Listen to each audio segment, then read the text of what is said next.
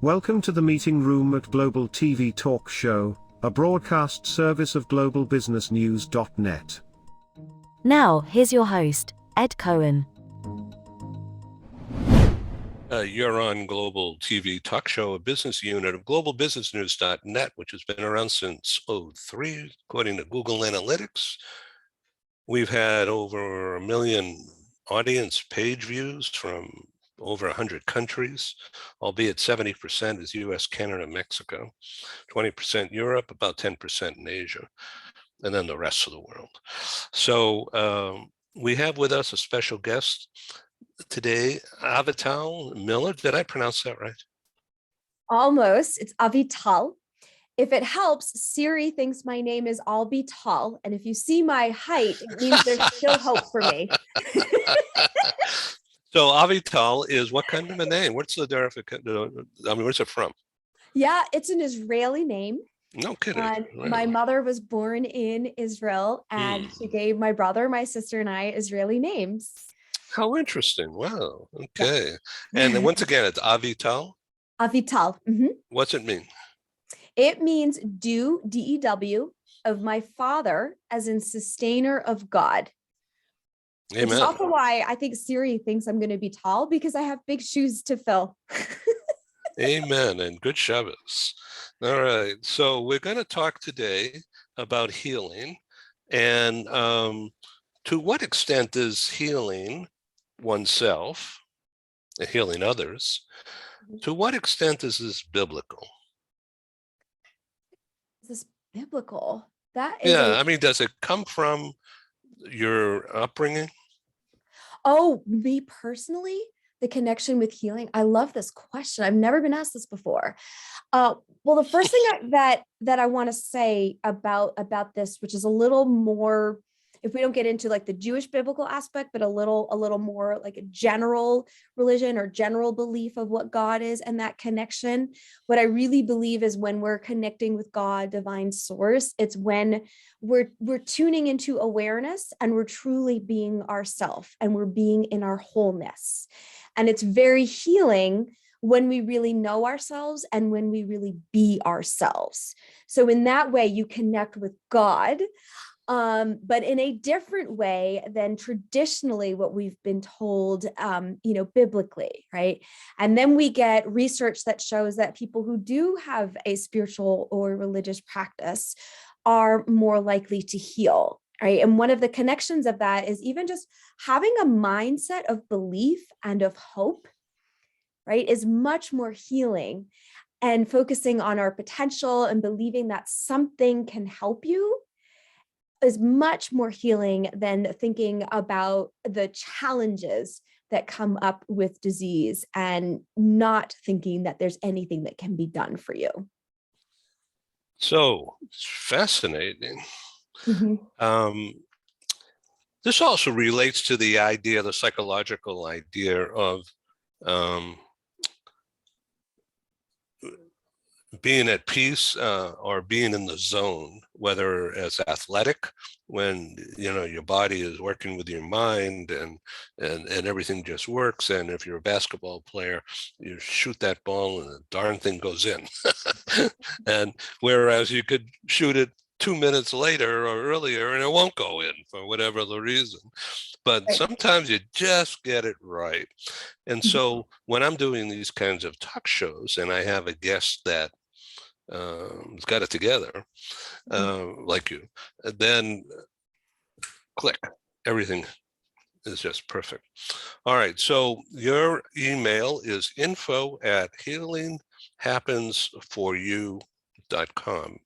And I was on your LinkedIn page, and it's a beautiful page. And at first I couldn't figure out who you were and what you were doing, but now it all makes sense.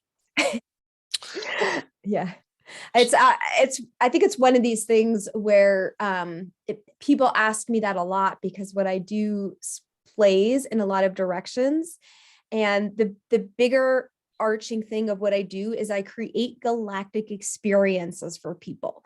And that happens through my meditation, motivational sit and succeed program, right? That happens through my Healing Happens book. That happens through my online courses. That happens when I give live talks. That happens when I plan a charity party with the best performers and a new type of fashion show that you've ever seen. And I'm actually in the process of rebranding so that explanation is on the forefront, which helps ties everything together. So you mentioned intergalactic. So do you think Jeff Bezos had that kind of an experience when his rocket ship went up? I cannot speak at all for anything, for him, because I don't think I've tuned in enough to him and what he's up to know for sure. And when I use the term galactic in this context, when we think of space, we think of expanding ourselves and expanding our outreach. And that's a little more the way that I use the term galactic. Got it. Okay. I was just wondering whether it's that guy, Captain Kirk. He was on the other guy's rocket ship. Uh-huh. So let's talk about intergalactic stuff here. Okay, now you sent me some notes, and so I practice full disclosure. Here they are. And so you want me to, oops, I'm getting a call. I don't want to take that right now.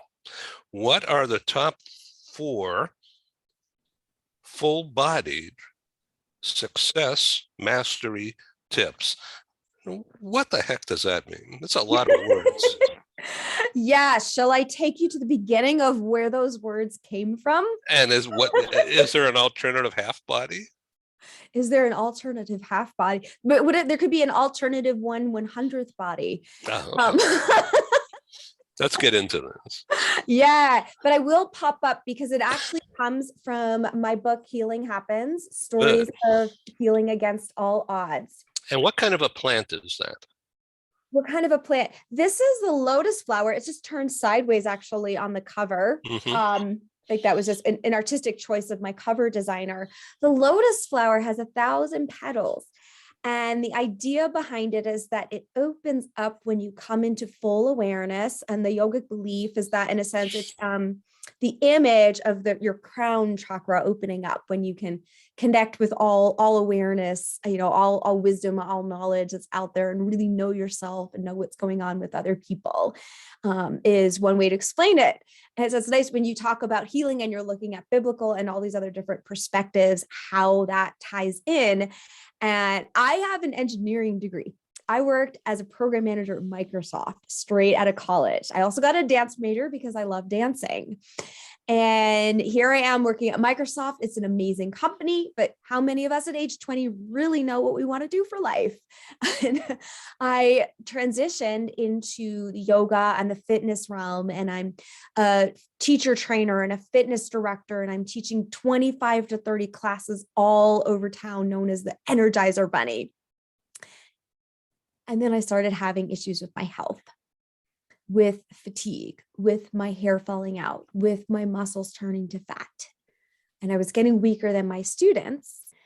And that curiosity, that concern comes in, am I going to be out of the job, right? And if you couldn't keep speaking, you wouldn't be able to keep running this podcast, or, you have to get creative.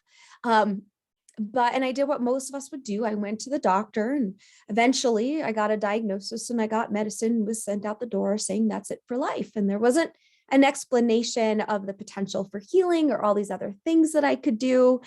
And then I start researching, because it's kind of like an arranged marriage. If I'm going to be stuck with this, I better know the best way to live with this. And so I'm doing just changing my diet, and I'm starting to meditate. And then there was this joke that I went from medication to meditation because I'm starting to heal. And the doctors are tapering down my medicine. And I'm amazed by this because that wasn't explained initially, right, by the doctors that was possible. And then, do you know this, Edwin? Like, if you're going to go buy, I want to say red Ferrari. I mean, that's not a frequent thing that we buy, but if you're going to go buy a red Ferrari, if you're going to go buy a blue Honda CRV, just all of a sudden everywhere you notice those red Ferraris, those blue Honda CRVs, right? It's the reticular activating system. So the mind tends to notice more of what you're focusing on. So I'm starting to hear stories and meet people who were given a prognosis of a few months or a few hours to live, but I'm meeting them years later. And I'm saying, wow, if there's this many people who are healing beyond what we know of as the normal prediction for them, is there something in common that's happening for these people? And these stories need to get out there, even just that this potential exists, so we can have more of that hope, like we were talking about before. And that's when I started interviewing all the different healing and health experts of all different kinds, so Eastern and Western medicines, and then put the interviews together in my book, Healing Happens, and in my podcast, in my online courses. And then it's like taking all the success strategy points and saying, well, what are the 4 that feel like they're the most common and the most accessible and the most impactful? And those are what I titled the full body success mastery strategies. Also, because if you notice how you approach success in one area of life, you could use those same success techniques in other areas of life. And that's what helps us bridge the gap of creating this understanding of what are the key things that these people were doing in the process of healing, and how could we use those strategies in other areas of life. And that's where we get the 4 full body success mastery. Okay, now I've got a couple of questions. Mm-hmm. Let's go back to your engineering life. Yeah. Okay, so is this something that your parents told you to do, or that you just wanted to exercise your mathematical genius and become an engineer of some kind? It is a combination. I was very, very smart in math. I'm sure I still am, but I was very, very smart in math.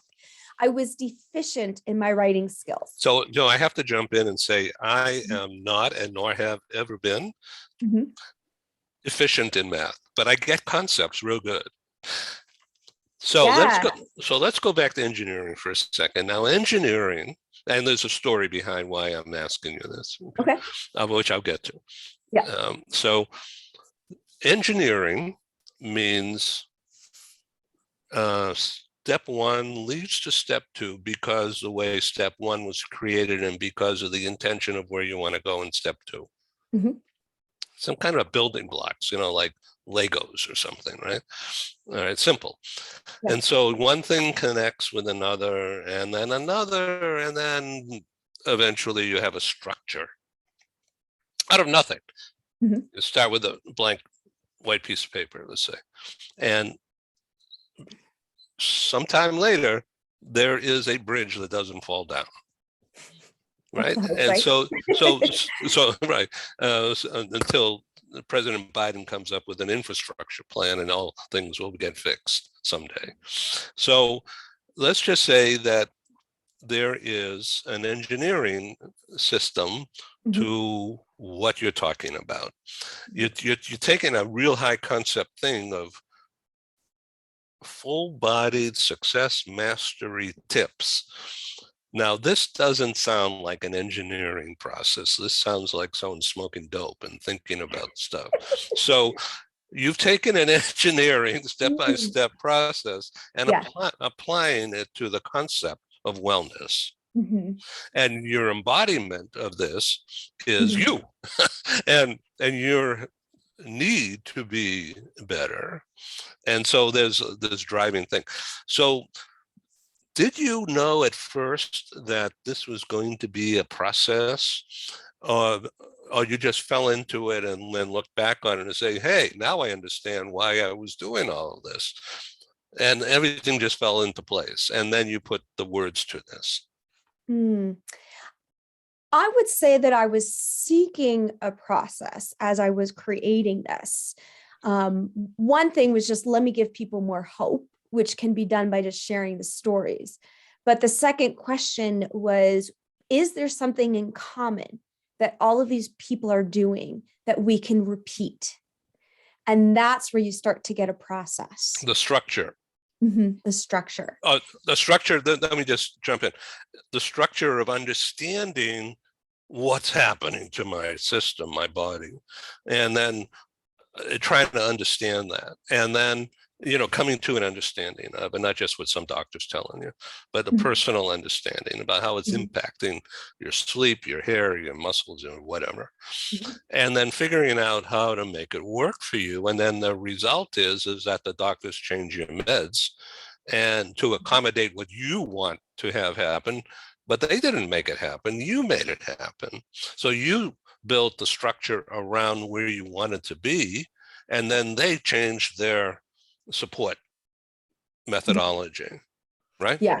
Yeah. I mean, because technically with the type of treatment that I was getting, the medicine that they're giving me, just without getting too detailed, it masks symptoms, but it doesn't help heal the body. Got it. And so, no, you're right that there wasn't tons of help that I got directly from the Western medicine doctors that helped me heal. It was the other research and experimentation. Yeah. So I have a friend who was a lady who was a very, very successful insurance salesperson. And she called the medical system, the healthcare system, sick care, not healthcare. Yeah. Yeah. It's exactly that, isn't it? It can be. Yes, it can be. I wouldn't say that it's always going to be that way. I feel like everything has its place and its value. And it's really just time for us to understand truly what each type of methodology can give us and marry them all together. So let's go on to the next step. There's a lot to do here, but there's a lot to unpack, as I say. So let's go on to what can people do, to going back to this point again, just to bring it full circle in plain English for our audience out there. Yeah. What can people control with their health? Okay, now give us the engineering approach. Oh my God, the engineering approach. Okay, the engineering approach. and actually, how much time do you need for this? I know, because the math problems are 30 pages long in engineering. But I would say with the engineering, you're going to start with more of the physical and then move more towards the non-physical esoteric aspects, right? Because it's easier, especially because I did mechanical engineering. I wanted to do the things you could see. So you start with your diet. And again, no harm on doctors, but they actually don't have tons of training to get their degree on nutrition. So there are people who have. It's so key, right? Because the body is a machine, and they learn the chemistry and the science of that, but not the other. Exactly. Yep. And so you can simply start with studying about nutrition. Now there's all these different theories out there about nutrition, which can make it really, really challenging to choose which path for you. And are you going to become vegan, or are you going to become keto, or are you going to become paleo? And which one of these are you going to do? And I would say start with the one that excites you the most. Because there are also, this is where we get slightly more esoteric. And then it's not work. It's something you enjoy. Yes. Yeah. But there's studies of how the mindset impacts our health and our ability to have intuition and naturally tune into what we want, depending on what we're excited about. So help you minimize the search. I've done this thing as an engineer where, like, when I chose colleges, when I make a lot of big decisions, when I chose where I was going to get my yoga certification, I make a spreadsheet. And I'm like, all right, here's, so for food, if you're like, okay, these are the different diets, and these are sort of the requirements. And what am I looking for? I'm looking for something where I can cook quickly because I don't have a lot of time. I don't want to give up meat. I love meat too much, whatever it might be. But I know that I need to eat more natural, foods, not as processed. And you can look through your spreadsheet and kind of pick the one that does that. But then you can also look at it and say, well, so these three choices seem fine within what I'm looking for in my spreadsheet, from my research. Now, which one makes my heart sing the most? Start there. That's And interesting. Now, would you put a jazz beat to that, or would you do more violins? depends on which one makes your heart sing the most. I love this question. I love chatting with you, Edwin. Okay. There's a lot of tips as to how to change your diet. Like sometimes you don't do a full-on completely change your diet. Like you just add in some green smoothies and don't change anything else. And you're bringing in nutrition and making changes happen naturally. So there's people who've been studying all of these different steps and different processes. But that's a very, very easy place to start when we're looking at what can we control? What do we put in our bodies? What kind of dance are you into? I call myself a global dancer because I do a lot of different things. And in college, your formal training is in a ballet and what's called modern. And in high school, your formal training is in ballet and jazz and tap and hip hop. And then each city that I live in, I just tend to do what they do best in each city. And I've traveled the world and trained in dances around the world and performed them around the world. And so if somebody says, would you do a performance for me? What style do you do? The pieces that I have created where I can do solo or with a group typically go in the category of like a lyrical ballet influence, Indian classical influence, and a Latin influence. I did just create a really hot kind of like MTV, music video number for the event that I just hosted. But those are the typical categories that I perform. So are you willing to share that video with our audience? Not today, but on the next show? You could share like a clip of it. Yeah, Why good. not? Okay, Yeah. so now let me ask you, taking this just a step further, again, I'm good at concepts, okay? So think Bob Fosse, Mhm. Sharp moves, and so all that. So how does that relate to what you just said? I mean, that's a distinct Mhm. evocation of feeling Mhm. to get across something.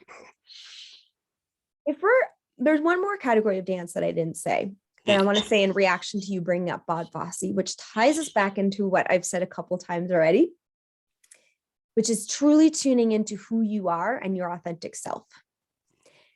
And when you take a formal form of dance, like Bob Fosse is a specific style of doing jazz also, right? And Indian classical is so specific about, how you do it. That's why I say it's like Indian classical inspired, because I'm not, trained enough to do it exactly as they teach it. And so it's fun to get that impact, and that sort of regurgitates and shifts you. But there's another form of dance that I do, which you could call authentic movement. And I studied dance movement therapy in college also. So it relates to that. And today, a lot of people are doing what they call ecstatic dance, which is authentic movement, which is music is played and you just move. Now, a lot of times then you're still getting impacted by the trigger of how the music makes you move. So if you do this without sound, you're going to be in the most authentic, display of yourself. That's hard for a lot of people to access without the sort of the training and embodiment of it. And so I I take ballet classes regularly because I love having something help give me structure and something create a foundation so that I build this inner strength and I know how to use my body. But then I can do the free movement where I just move how I want, but I'm moving safely for what's safe for my body. And because I've trained it, I can do more because I've got the muscle strength, right, to do more and to expand beyond that. And so when you talk about Bob Fosse and it's a specific style and it's very sharp, right, then when somebody wants to access that part of them, it's so nice to go do that and get triggered by that, right? Get inspired to expand ourselves. And that may be completely 100, it will never be 100% aligned because we're all unique individuals, but it could be like 98% aligned with what you need all the time, or at least what you need in that moment. And there's so many different forms of dance to help us truly access all of the sides that we are. And because so many people who are all diverse and each unique are creating all of these different variations.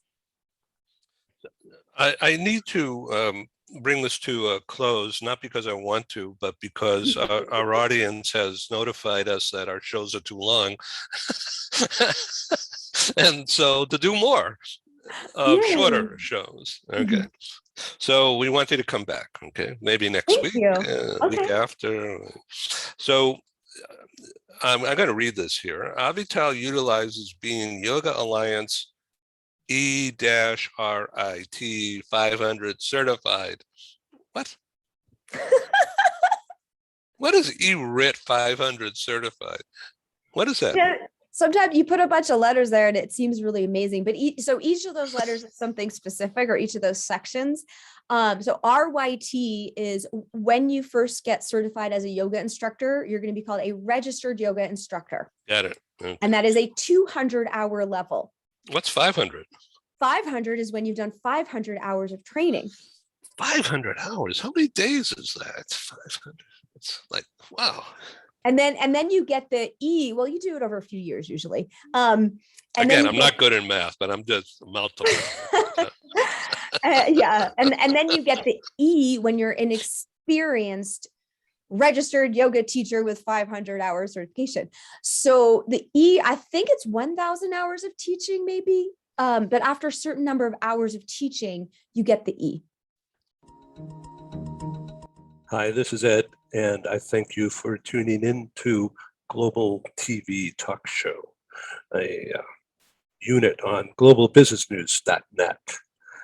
We broadcast to the world, as you know by now. So I wanted to make sure that you understand that our programs are advertising supported. We're grateful for co-sponsors, advertisers. They have a marketing budget coupled with a strong desire to be associated with our top quality program. And of course, I'm grateful.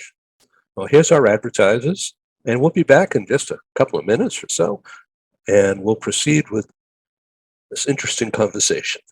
Thank you. This episode from the meeting room of Global TV Talk Show is brought to you by Porch Light Rental and Destination Services. Reduce your renter lump sum or managed relocation costs. Visit them at porchlightrental.com. And by airs.com. With our full range of services, we can help design and manage your international relocation. Find us at airs.com. Primestone Partners, featuring corporate, government, and developer housing solutions, as well as senior-level advisory services. Find them at primestonepartners.com. Become a global player in your field.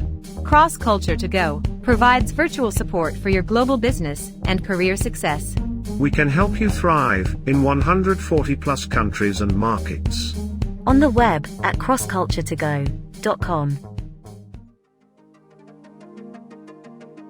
Stop dreaming and start living overseas. International lifestyle consultant Emily Braun can help you seamlessly transition to your new life in your dream destination. Whether you are a retiree, a digital nomad, or a mobile executive, Emily Braun can make your transition overseas a success. Visit emilybraun.com. Kutalis is a global group with a worldwide footprint. With 16 agencies in 10 countries, Kutalis offers companies and mobile professionals a unique combination of HR services and options. Find us at kutalis.com. Take your communication skills to the next level. Barbara Bolt of Bolt Global has a passion to make you shine. As our globe expands, effective intercultural communication and presentation is a must. Visit boltglobal.com. We are pleased to welcome Adamo Education as a proud sponsor of Global TV Talk Show. The concept of a microschool is the reimagining of the one-room schoolhouse. My name is Tamara Becker. I'm the president and CEO of Adamo Education. The microschool concept really does not just lend itself to the personalization and the customization of learning, but also the social development and fostering that sense of love for learning. Unlike what we see in traditional brick and mortar schools, we have multiple grade levels in the same learning space. Students can be enriched by the socialization that they get, as well as the academic support from peers. What differentiates Adamo is the fact that we are taking the best pieces of brick and mortar, of digital, and then at-home learning. Students here can come 5 days a week. They can come 4 hours a day. It will really just depend on what is best for the student and for the parent. To enroll, just reach out via phone, text, or email, and we'll have that personalized conversation, and we'll be able to get you all set. Check us out at adamoeducation.org. Okay, now you're an ordained minister of what? I am an ordained minister. It's actually like a very universal type of church. So it just gives me the freedom to create the spirituality. I lived in a yoga community for almost 7 years, and there was a very specific spiritual path, within that. And as I mentioned, how all humans are creative and they're tapping into something different. But that's sort of, if you were to say, is she the Bob Fosse of dance or whatnot, that's the closest spiritual path that I am, but I vary from that just a little bit. Got it. That's really interesting. Okay, so you're originally from St. Louis? I went to college in St. Louis. I'm originally from Maryland. I see. Okay, I'm originally from Boston, just so you know. Ah. Okay, mechanical engineering. So that means you build bridges? No. Actually, well, I didn't really build anything. It might have fallen apart. I was very That's funny. To be honest, most of what I did in undergraduate was solve math problems. We only actually had to create designs to build something once or twice, and we never actually built it. I'm not kidding. That was my undergraduate degree. My dad was a civil engineer, and he did more of the bridge building and setting up highways and systems. Got it. You're asking about engineering because I was brought up being very impressed by my dad. His whole family were engineers. His uncle was the dean of engineering at University of Toronto. But so I grew up like I was a boy or something, and my dad and I would discuss how bridges were built and the designs of the roadways. And so the engineering was naturally there. So my mother's dad basically was a tool engineer, but he developed a system that, this is a very long time ago, that turned out to be the mechanism, the whatever, of how stoplights work around the city. Oh, yeah. Can you imagine? Yeah. I can't imagine it, but anyway, there it was. I know, but all those little pieces are important. And so I did 4 internships and co-ops while I was in college. But what I would say is I still didn't fully build anything. I improved things pretty much, even though the roles were very different. All I did was improve things that were already built by someone else. So it was a little understanding of how those technologies worked so that I could improve them. And then when I was at Microsoft, it was computers.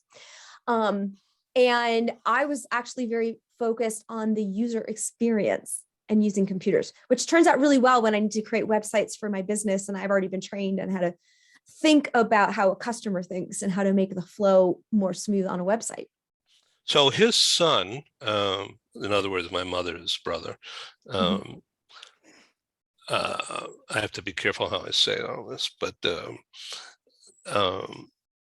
he and a team that he ran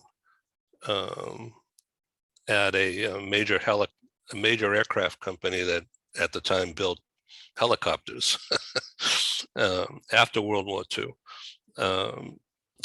He developed a system to allow the helicopters to go faster, bigger, have bigger weights without falling down.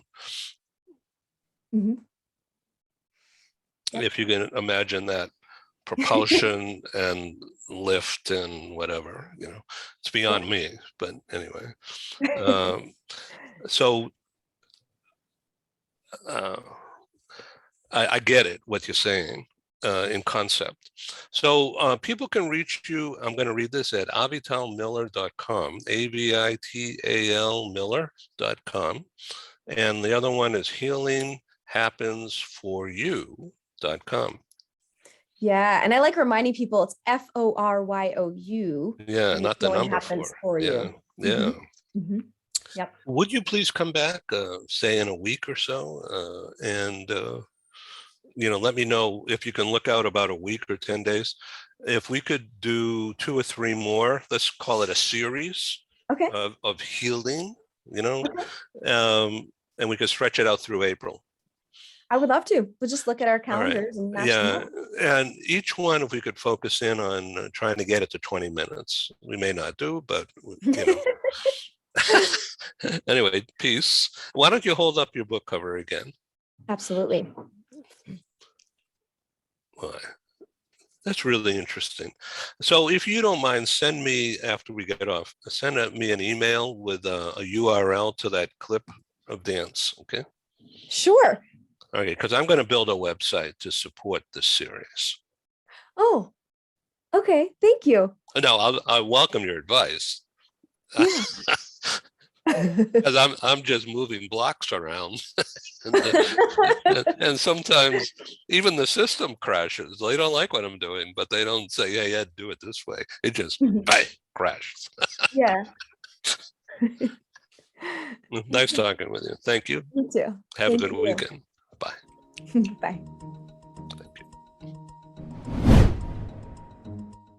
Thank you for joining us in the meeting room at Global TV Talk Show. Have a wonderful day, and stay safe.